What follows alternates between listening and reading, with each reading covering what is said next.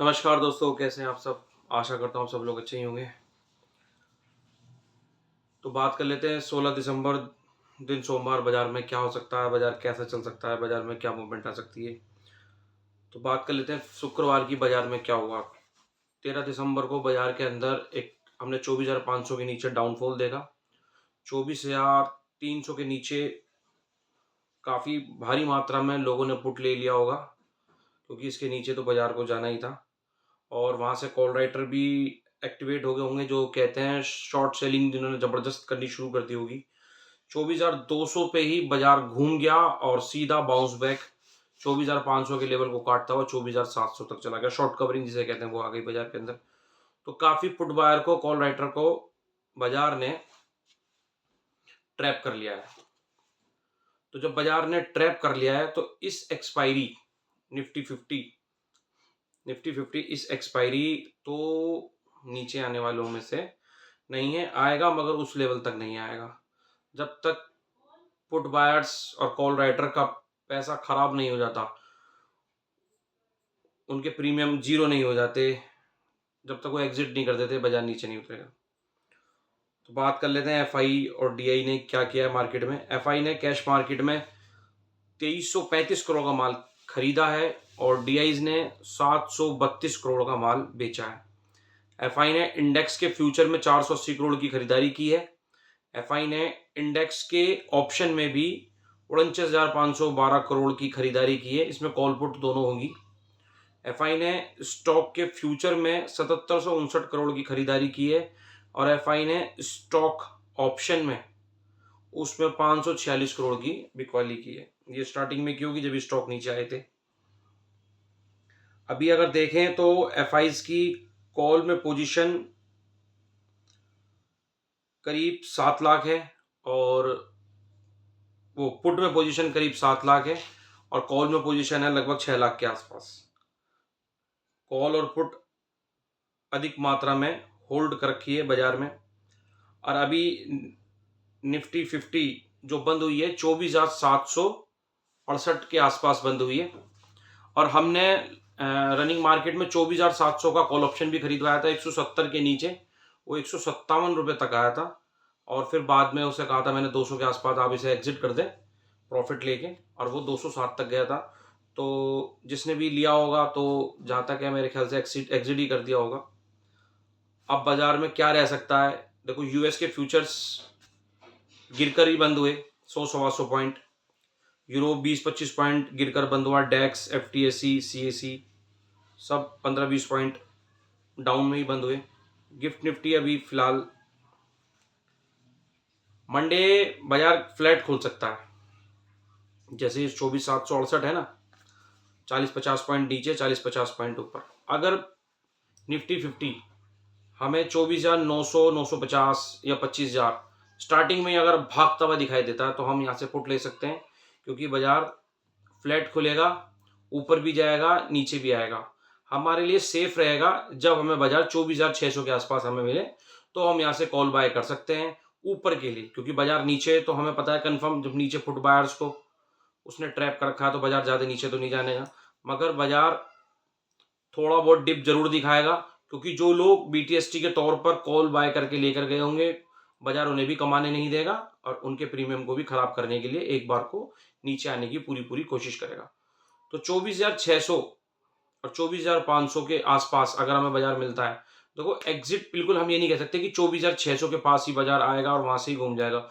हो सकता है 24,630 या 580 या 560 यहाँ तक बाजार हमें आए और हमारे लिए यहाँ से कॉल बाय करने का अच्छा मौका होगा। 24,500 की कॉल हम देख सकते हैं उस टाइम करंट प्राइस पे जो चल रही होगी 30-40 पॉइंट के एसएल के साथ हम बाजार के अंदर देख सकते हैं। हमें एक अच्छा मूवमेंट मिल सकता है 50-60 पॉइंट का। अच्छा, एक बात मैं बता दूं, जब बाजार के अंदर इतनी बड़ी मूवमेंट आ जाती है, जब बाजार के अंदर इतनी बड़ी मूवमेंट आ जाती है तो बाजार 2-3 दिन बाजार एक छोटी सी रेंज में फंस कर रह जाता है, क्योंकि इतनी बड़ी मूवमेंट देखो 24,500 से 24,200 300 पॉइंट की मूवमेंट और फिर 24,700 80-90 तक बाजार गया।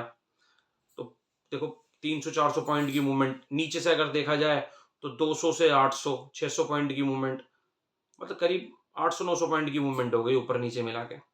तो बाजार ने काफी अच्छी मूवमेंट दे दी है।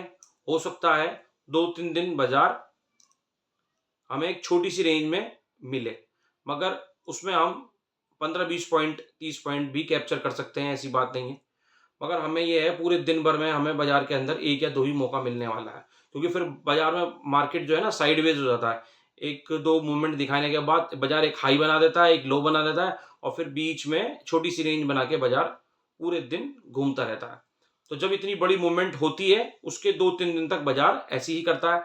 आप देख लीजिए, इससे पिछली एक्सपायरी के बाद बाजार 2-3 दिन साइडवेज रहा और निफ्टी 50 की जिस दिन एक्सपायरी थी उस दिन भी बाजार ने कुछ खास मूवमेंट नहीं दी। सेंसेक्स की एक्सपायरी वाले दिन बाजार में बम फूट गया, पहले नीचे की तरफ फिर ट्रैप करके ऊपर की तरफ। तो अब निफ्टी 50 की जब एक्सपायरी में अभी है, काफी टाइम है, 3-4 दिन है, तो बाजार अभी 2-3 दिन साइडवेज रह सकता है। मैं चाहता हूं कि अगर बाजार हमें 24,500 के आसपास मिले, यहां तक आए और फिर यहां से धीरे धीरे अगर ऊपर की साइड 2-3 दिन अगर अभी छोटी छोटी रेंज बना के अभी फिर ऊपर 24,900 के लेवल को ब्रेक करता है, तो हमें आने वाले दिनों में एक अच्छी मूवमेंट ऊपर के लेवल पे मिलेगी। और बाजार ने अगर जल्दबाजी में ऊपर की तरफ हाई लगा दिया तो बाजार फिर दोबारा नीचे फिसल सकता है। ठीक है, इस हिसाब से बाजार के अंदर अभी हाल फिलहाल के अंदर इंडेक्स को 22,000 के आसपास आ जाना चाहिए था, कि जो ऊपर से बाजार करेक्ट करके नीचे आ रहा था। मगर इंडेक्स तो सेबी ने जो रूल बनाए थे कि मंथली एक्सपायरी होंगी, वीकली खत्म हो जाएंगी, तो उस वजह से मार्केट के अंदर ना एक्सपायरियों के आसपास वॉलेटिलिटी और बहुत ज्यादा बढ़ गई है। तो बाजार अब थोड़ा कंफ्यूज करने लगा है, बाजार के अंदर षड्यंत्र बनने शुरू हो गए हैं, हर मोड़ पर बाजार ट्रैप करने लगा है, बड़ी बड़ी मूवमेंट एकदम से दिखाने लगा है। तो इस हिसाब से बाजार को नीचे आ जाना चाहिए था, मगर बाजार क्या है ऊपर ही अपने आप को होल्ड करे हुए। मगर जो स्टॉक है वो धराशायी हो चुके हैं, स्टॉकों के अंदर कोई मूवमेंट नहीं है, स्टॉक गिर जाते हैं मगर संभल नहीं पाते। 2-4 स्टॉकों को चलाकर इंडेक्स को मेंटेन किया हुआ है, जैसे बैंक निफ्टी को ऊपर रखने के लिए आईसीआई और एचडीएफसी, रिलायंस को ऊपर रखने के लिए इन्फोसिस, वो सॉरी निफ्टी 50 को ऊपर रखने के लिए रिलायंस। तो बाजार में 2-4 इंडेक्सों के अंदर काम करके बाजार में इंडेक्सों को मेंटेन कर रखा है ऊपर की साइड। बाकी किसी भी आप स्टॉक को देख लो, वो सब अपने डाउन साइड में है, 52 वीक के लो के आसपास चल रहे हैं। जिस हिसाब से निफ्टी 50 में 22,000 का करेक्शन तक आ जाना चाहिए था, उस हिसाब से अगर देखा जाए तो स्टॉकों के अंदर तो करेक्शन उतना ही आ चुका है, 52 वीक के लो के आसपास सभी स्टॉक अभी घूम रहे हैं। और इन दिनों बाजार के अंदर आ भी जाती है करेक्शन, थोड़ा डाउन ही रहता है।